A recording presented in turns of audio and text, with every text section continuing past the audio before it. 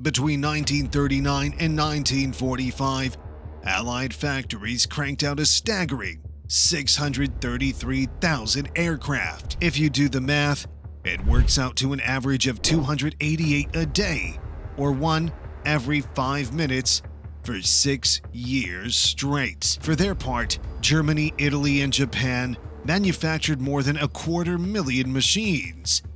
During the course of the war, at least 750 different types of warbirds were put into production, and remarkably, more than 250 designs, which included everything from fighters and bombers to trainers and transports, were considered by the world's air forces, but were ultimately rejected. Some of these runners-up were not chosen because they were too costly, while others were deemed to be too sluggish, unwieldy, or unsafe for use in battle. Nevertheless, in spite of their unsuitability, a handful of these experimental aircraft had designs that were so forward-thinking and bizarre that they still demand respect today, more than 80 years after they were first conceived, like the Miles M39B Libellula. During World War II, there were several challenges associated with flying aircraft from aircraft carriers. They had poor visibility,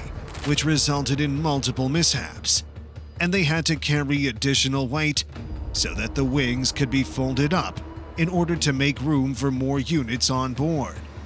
So one small English business, Miles Aircraft Business, saw this as a chance to design an aircraft with tandem wings, which means that the wings are attached to each other, one after the other, which meant they would have smaller wing spaces that did not need the retraction mechanism, and the fact that the engines were mounted on the wings, as well as the landing gear, made it possible to position the cockpit directly in front of the fuselage. During the early 1940s, while World War II was still in full swing, the Miles business came up with the idea for the M39 Libellula fighter plane. The basic idea was to simplify the process of landing aircraft on carrier decks, which were notoriously difficult to navigate due to obstructions posed by the forward-mounted engine and the huge main planes of the wings. So a new approach was designed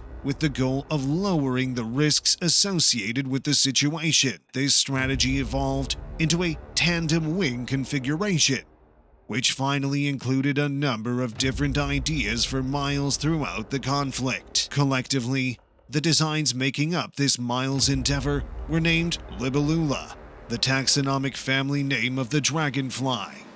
No doubt, in reference to the Miles aircraft use of twin-wing main planes. Initial experiment on this concept came from the M35, a single-seat naval fighter that served as a sort of technological prototype. It was developed along the lines of a private venture by Miles, and its tandem wing arrangement was used to reassess the center of gravity seen in traditionally arranged military aircraft, which was main plane at front with tailplanes at the rear. The coupled wing recipe allowed for a broader range of center of gravity between the two wing main planes in play and could, in theory, deliver certain intrinsic advantages. These gains include a smaller fuselage and more enclosed wingspan for onboard carrier stowage, less complex wings since wing folding mechanisms would not have to be used, and enhanced handling from the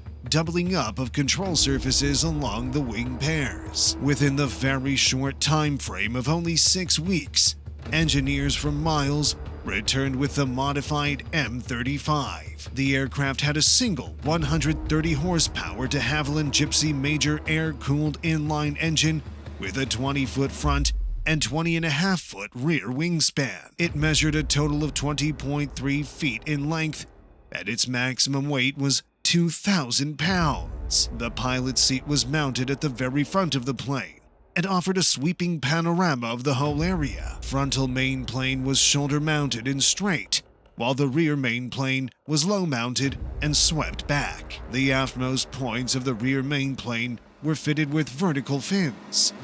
The engine was set up in a pusher arrangement and was buried in the piece of the airframe that was housed at the rear of the aircraft. The aircraft had a pseudo-tricycle undercarriage installed, but it also had a fourth leg that was set at the far back in order to protect the tail components of the aircraft. During testing, the engine was found to be unpredictable, but the design was successful in shedding some light on the unconventional layout. The concept was continued into a new design that had a scale of 5/8 and was given the designation M39B, where B stood for bomber. This aircraft was a single-seat demonstrator and was powered by a pair of de Havilland Gypsy Major IC air-cooled inline engines of 130 horsepower each.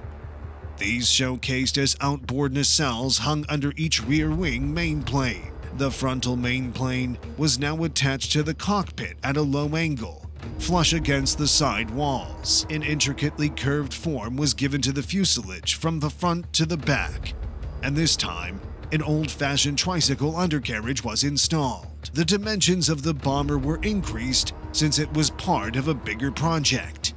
Its wingspans were now 25 feet at the front and 37.5 feet at the back. Overall length was 22.3 feet, and maximum weight increased to 3,200 pounds. The bomber, as constructed and tested, was capable of achieving 166 miles per hour with its twin-engine configuration and tandem wing approach. The test also showed room for improvements, which was adding a fin to the rear of the fuselage in order to provide extra control and to round off its characteristic three-finned look. Work on the M35 and the bomber model remained private until September 1943. From that point forward, the British Air Ministry made the decision to provide Miles with an official development contract. Shortly thereafter, Miles attempted to elicit interest from the United States Army Air Forces, who were already considering the homegrown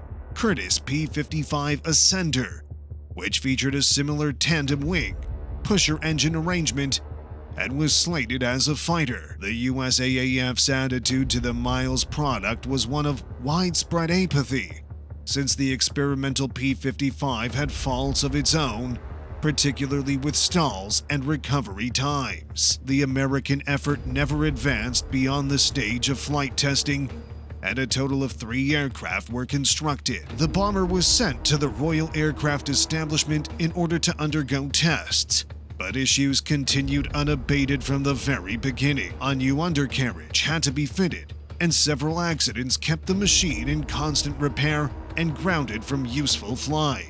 In spite of its peculiar configuration, the aircraft was evaluated to have handling qualities that were, on the whole, rather normal.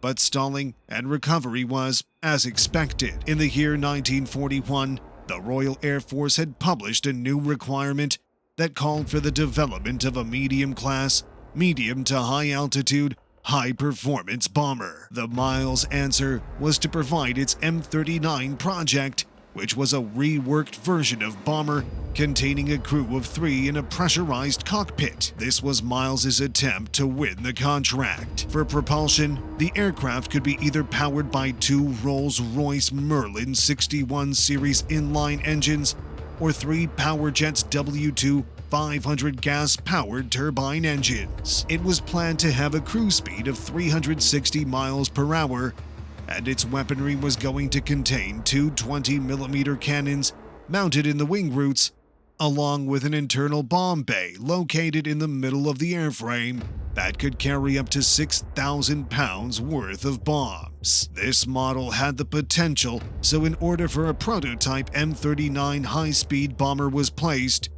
but none were actually built. That's because there was no longer a need for the M39 project, and the M39B data-gathering aircraft were axed as well, and the RAF went with another aircraft. Even though it was able to make it through the war, the Libellula was retired and dismantled in 1948 and never got beyond testing phases.